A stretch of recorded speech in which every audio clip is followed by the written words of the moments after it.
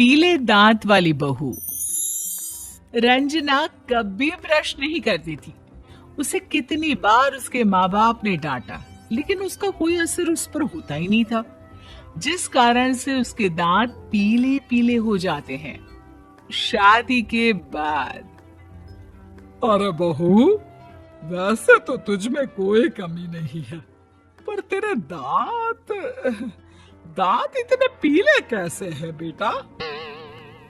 कैसे मतलब? कोई सर्जरी थोड़ी ना कराइए।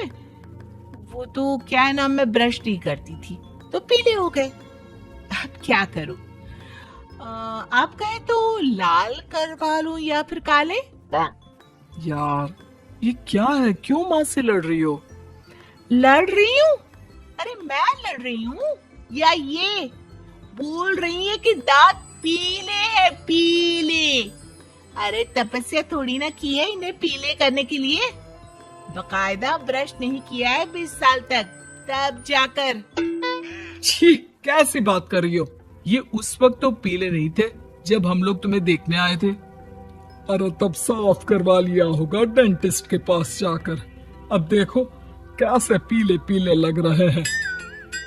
रंजना सास की तरफ गुस्से से देखती है।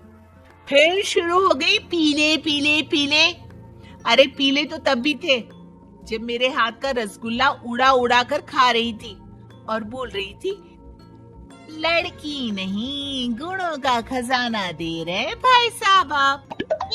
खैर, अब वो लोग करते भी तो क्या करते, पीले दांत वाली बहू पल्ले पड़ी थी तो झेलना तो था ही। एक दिन कीर्तन में रंजना गाना गा रही थी। अरे कमला बहन, माँ का द्वार है, यहाँ तो सब शुद्ध होकर आते हैं, फिर अपनी बहू को ब्रश भी नहीं करवाती तुम। दूर से पीले पीले दांत भक्ति में बाधा उत्पन्न कर रहे हैं। और कोई 2 साल के बच्चे थोड़ी ना लेकर आई हूँ मैं बहू बनाकर। अच्छी खासी लड़की है, अरे कैसे करवाऊं ब्रश? ये तो उसे खुद करना चाहिए ना। अब माँ बाप तो इसके जैसे तैसे निपटा दिए, ये नहीं सोचा कि सास कैसे संभालेगी। सास बहू को लेकर घर आ जाती है, लेकिन सोच लेती है कि अब इसे लेकर कहीं नहीं जाएगी। अगले रोज बहू कहती है, अरे क्या हो गया, मंदिर नहीं जाना क्या? कीर्तन का वक्त हो रहा है। मेरी मधुर वाणी से कान्हा जी जागते हैं और सोते हैं। आप तो जानती है ना उनकी भक्ति में कितना मन लगता है मेरा। वो क्या है ना, तबीयत ठीक नहीं लग रही है मेरी, आराम करूंगी मैं। तबीयत ठीक नहीं लग रही? अभी तो मिथुन के गाने पर नाच रही थी आप, और अब बोल रही है कि तबीयत ठीक नहीं लग रही।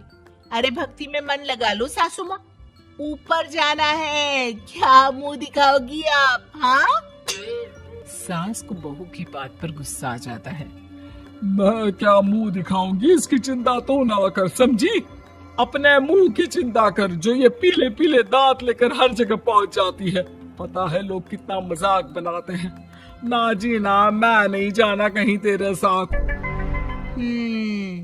तो ये बात है। कोई ना, मत जाओ, मैं अपने कमरे में ही बैठकर भक्ति कर लूंगी।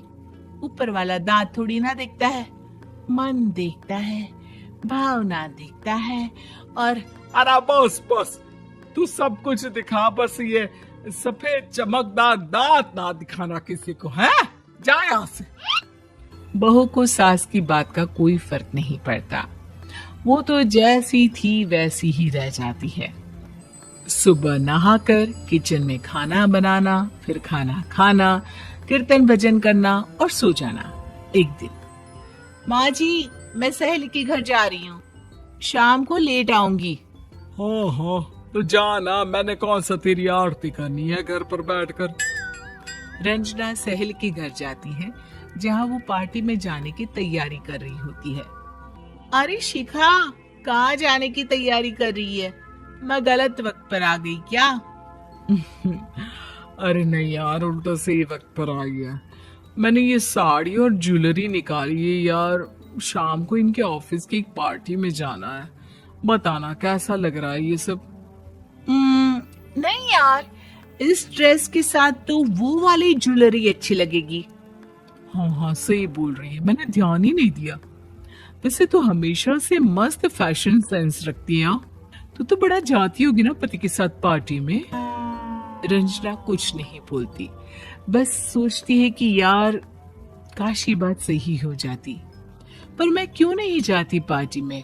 क्या इन लोगों की कोई पार्टी होती नहीं होगी? रंजना घर आती है और रात में पति से सवाल करती है, एक बात बताइए, आप मुझे किसी पार्टी में क्यों नहीं ले जाते? क्या आपकी यहाँ ऑफिस में पार्टी नहीं होती? पति बेचारा क्या कहता कि दांत पीले हैं तुम्हारे इसलिए। अरे कोई पार्टी होती नहीं हम लोगों के ऑफिस में, तो कहाँ से लेकर जाऊं? और मार्केट, मॉल, कहीं वीकेंड घूमना, कहीं तो। अरे यार सारे हफ्ते में एक छुट्टी मिलती है, तो सोचता हूँ कि आराम ही कर लूं। क्यों? रंजना मन मार के रह जाती है। पहले कभी सास के साथ मंदिर जाया करती थी, लेकिन वो भी सास ने ले जाना बंद कर दिया। घर बैठी बैठी रंजना बोर हो जाती है। तभी उसे आइडिया आता है और वो मायके जाने का सोचती है। सासू माँ, 2 दिनों के लिए मम्मी के घर जा रही हूँ। अच्छा अच्छा ठीक है, आराम से जा।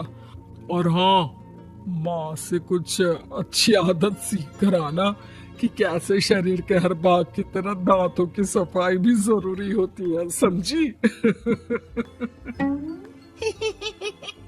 शुरू हो गई ना आप? वो लोग आपकी तरह नहीं है कि छोटी छोटी बात का बतंगड़ बना दे। उन लोगों के लिए मैं मायने रखती हूँ, ना कि मेरे पीले पीले दांत। रंजना माँ को बिना बताए उन लोगों को सरप्राइज देती है, लेकिन जैसे ही वो दरवाजे पर पहुंचती है, अंदर देखती है कि घर वाले कहीं जा रहे होते हैं।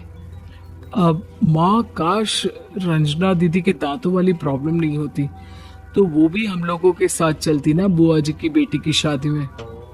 हाँ बेटा, लेकिन अब उसे कौन समझाए कि उसको उसके पीले दांत नहीं दिखते, लेकिन उसके आसपास के लोगों को कितना एम्बैरेसिंग फील कराते हैं।